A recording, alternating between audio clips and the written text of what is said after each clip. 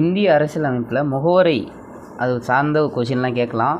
முகவுரை பார்த்திங்கன்னா, முகவுரை பற்றி நிறைய பேர் நிறைய விதமான கருத்துக்கள் சொல்லியிருக்காங்க. ஃபஸ்ட்டு இந்திய அரசியலமைப்பின் திறவுகோல் என்று கூறியவர் யாருன்னு பார்த்திங்கன்னா எர்னஸ்ட் பர்கர். சரிங்களா? அப்புறம் வழக்குகளின் சொர்க்கம் தான் முகவுரை அப்படின்னு சொன்னவர் யாருன்னு பார்த்திங்கன்னா ஏவி டைசி. நமது நீண்ட நாள் கனவை பிரதிபலிக்கிறது முகவுரை அப்படின்னு சொன்னவர் யாருன்னு பார்த்திங்கன்னா அல்லாடி கிருஷ்ணசாமி ஐயர். அப்புறம் முகவுரை என்பது அரசியலமைப்பின் அடையாள அட்டை என்று கூறியவர் யாருன்னு பார்த்திங்கன்னா என்ஏ பல்கிவாலா. சரிங்களா? அப்புறம் நமது இறையாண்மை வாய்ந்த மக்களாட்சி குடியரசின் சாதகம் தான் முகவுரை அப்படின்னு சொன்னவர் யாருன்னு பார்த்திங்கன்னா கேஎம் முன்ஷி. அப்புறம் அமெரிக்க முகவுரையை விட மேலானது மற்றும் அரசியலமைப்பு சட்டத்தின் உயிர் மூச்சு என கூறியவர் யாருன்னு பார்த்திங்கன்னா நீதிபதி இதயத்துல்லா. சரிங்களா?